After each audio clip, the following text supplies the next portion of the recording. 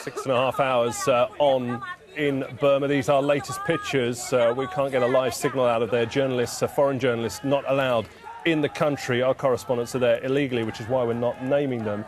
We do understand there was around 40 riot police at the house before this news broke. They have now, we understand, our correspondent, they've gone. Have they now, the riot police?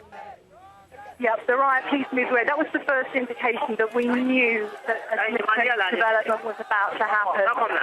All day since first light here, there have been police at that barricade, but in fairly small numbers. And then a couple of hours ago, as the crowd grew in number and as the crowd grew in voice, a couple of hours ago, there were about 40 riot police who came up to the barricades, and it was a fairly intimidating, threatening situation because clearly, if Aung San Suu Kyi hadn't been released from house arrest, then there would have been pretty angry scenes. However, things all came to an end when they started to unpick the wire. They pulled back those barricades. The riot police moved to the side, and the crowd, in their hundreds, surged forward, started running the quarter of a mile or so down to Aung San Suu Kyi's house, a place that access has been completely denied to every Burmese for the last 7 years. It's just really important to try and get a sense of how incredible this day is for them and the kind of scene which is happening at the moment. And in their hundreds, they are pushing, people are pushing against me, clamoring, clapping, shouting.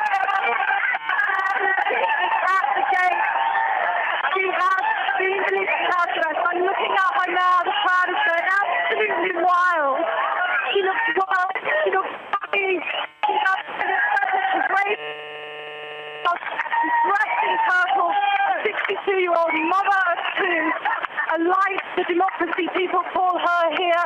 She's at the gate of her house, waving to them, cheering. The crowd is pushing against you. I'm going to let you listen to them for a second.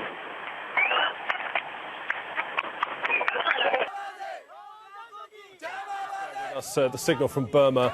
Not brilliant, but this is an important historic moment. Aung San Suu Kyi seen outside the gates of her house. Our other correspondent who's at party headquarters, not naming either correspondent because of legal reasons, foreign journalists are not allowed in Burma. We're expecting her to go to the party headquarters, is that correct? The crowd of people that I was standing with a few minutes ago outside the party headquarters of the National League for Democracy have now spontaneously moved into the streets. The information seems to trickle through that Aung San Suu Kyi has been released. And rather than waiting for her, they are running through the centre of Rangoon in their thousands. There may be 5,000 of them, I think. And they're running in the direction of Aung San Suu Kyi's house. They've been waiting for 7 years to see her. They were waiting here at party headquarters because they understood that she was coming here first. But they seem to be too impatient to wait. They are running. They're running in the direction of Aung San Suu Kyi's house. They're shouting slogans. They're holding their banners up high.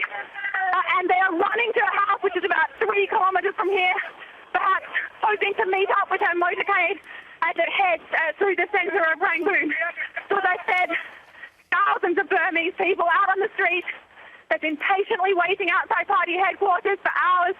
But now they've heard that Aung San Suu Kyi has been released. They are running through the centre of Rangoon.